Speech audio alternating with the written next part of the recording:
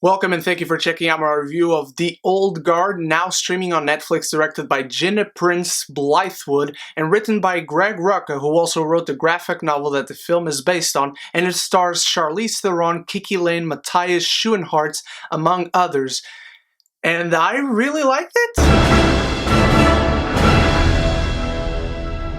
The film follows a covert team of immortal mercenaries who are suddenly exposed and must now fight to keep their identity a secret, alongside welcoming a new member to the team that has to find out all the things about immortals, and herself being one of them. Now, I'm a huge fan of Greg Rucka. He's one of my favorite writers in comics. He's written for Batman, Superman, Wonder Woman, Spider-Man, Punisher, Wolverine, Elektra, and many, many others. And I was pretty excited to see this film, and in many ways, The Old Guard is exactly what you expect from a summer action film. It's got great action, it's got great performances, it's got great world building, and it comes at you with a few surprises as far as character interactions, because the film dedicates a lot of its time to the character building moments, which was a surprise, but a pleasant one at that. The film isn't just satisfied at presenting you these characters and hope that you believe that they work well as a team. You feel the camaraderie throughout this film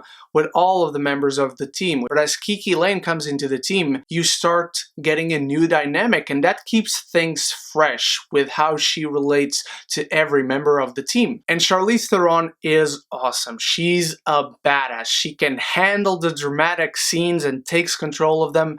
But the action scenes as well, I'm not sure if she used a double, I would believe she did, but it's very well shot. The action in here makes you believe that these people are doing the things that they are doing. And it's violent, it's bloody. I believe this film is rated R, and it earns its rated R-ness.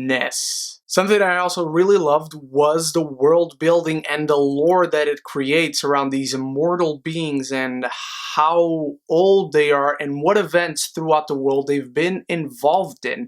And I always love lore like that, when you get something that kind of exists in terms of myth, but you give a little bit more life to it, and this film does a really good job at it. And before I get into issues, which there are a few, Greg Rucka quite surprised me in this. This is only his second screenplay as far as I'm concerned. He wrote for Batman Gotham Knight, the little anime movie that came out like 12 years ago or something.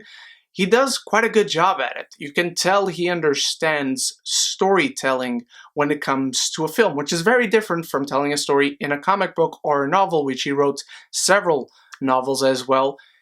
Really good job. I was surprised how good he understood the mechanics of telling a story within a film. But now to issues. I praise this film for having great character building moments.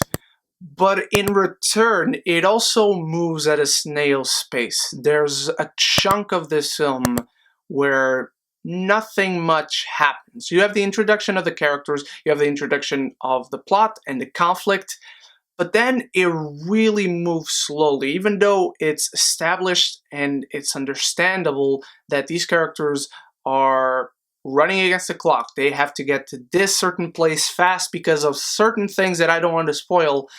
The film moves really slow. It feels like nobody's moving towards their goal really fast. Nobody's in a rush really when they actually should be. And even though I love the world building and mythology established because I'm just passionate about this stuff, when it comes time to actually explain it in the film, the exposition is kind of clunky when it comes to explaining this thing works this way, but then this thing could happen and whatnot. When it comes to the immortality that these characters deal with, it's a little bit tough to get through those moments because at a certain point you're like, okay, I understand, but they continue to explain it.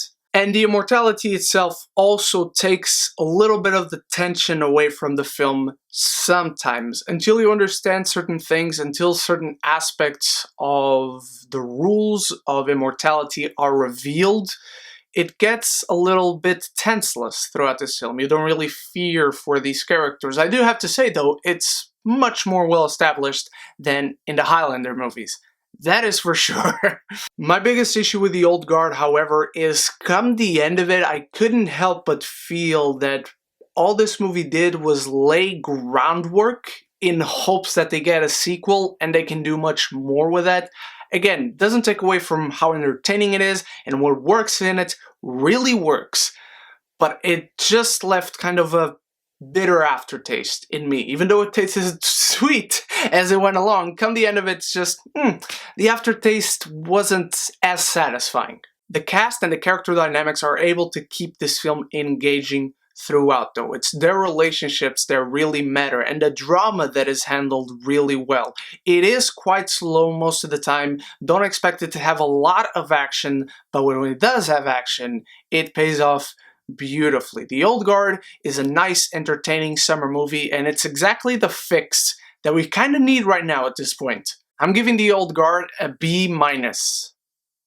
Now, what did you think of The Old Guard, my beautiful geekies? Let me know in the comments below. Have you read the graphic novel? Let me know how it is, because I'm kind of curious to read it right now, so I want to know your thoughts on it. And thank you so much once more for watching. You are the best. Stay tuned for reviews for Palm Springs and Greyhound and Relic and many others coming this weekend and next week. I hope to see you there. And so until then, stay beautiful, stay geeky, and don't forget to subscribe and like the video, because it really helps me and the channel out. But most importantly, above everything else, forever and always, love each other and love the movies.